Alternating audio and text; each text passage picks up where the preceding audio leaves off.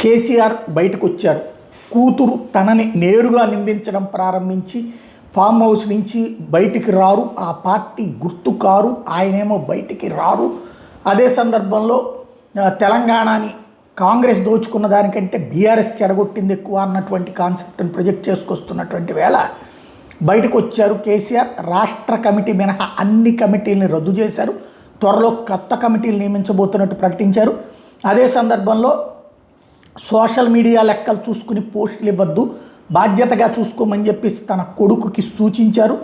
రాబోయేటటువంటి రోజుల్లో మరింత సీరియస్గా దృష్టి సారించమని చెప్పారు.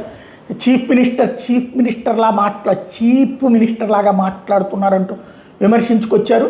దేశంలో కాంగ్రెస్ అధికారం కోల్పోయి 12 ఏళ్ళైందన్న సంగతి మర్చిపోతే ఎట్లా అని నిలదీశారు. కాంగ్రెస్ పార్టీ ప్రాంతీయ పార్టీలా మారిందంటూ విమర్శనాస్త్రాలు సంధించారు.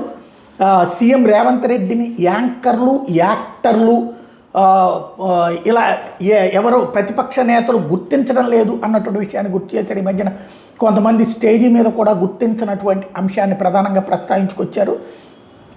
రాష్ట్రంలో జరుగుతున్నటువంటి పాలన రాక్షస పాలన అన్నారు. ప్రతిపక్షాలని సంబంధించి దారుణమైనటువంటి ఇబ్బంది పెడుతున్నారని చెప్పుకొచ్చారు. రాబోయేటటువంటి రోజుల్లో దీనికి తగినటువంటి బుద్ధి చెప్తారు అన్నటువంటి పాయింట్ చెప్పుకొచ్చారు. అటొక్కాలు ఇటొక్కాలు వేస్తామంటే కుదరదంటూ కేసీఆర్ తేల్చి చెప్పారు. కమిటీలు వేయడంలో చురుకైన కార్యకర్తలకే ఛాన్స్ ఇవ్వమని చెప్పేసి సూచించారు. నచ్చిన వాళ్ళకి పోస్టులు ఇస్తే ఆ ఫిర్యాదులు నేను పరిశీలిస్తానంటూ ఇంకో పక్కన తన కొడుక్కి చెప్పారు. రాష్ట్రంలో రైతుల పరిస్థితులు దిగజారిపోయినాయి అన్నటువంటి విషయాన్ని గుర్తు చేశారు. రాష్ట్ర ప్రభుత్వానికి ధాన్యం కొనడం చేత కావట్లేదు అన్నారు. రజతోత్సవ ముగింపు సంబురాలు చేసుకొచ్చారు. ఓవరాల్గా అయితే ఈ ప్రభుత్వానికి కాలం చెల్లింది అని చెప్పుకొచ్చారు.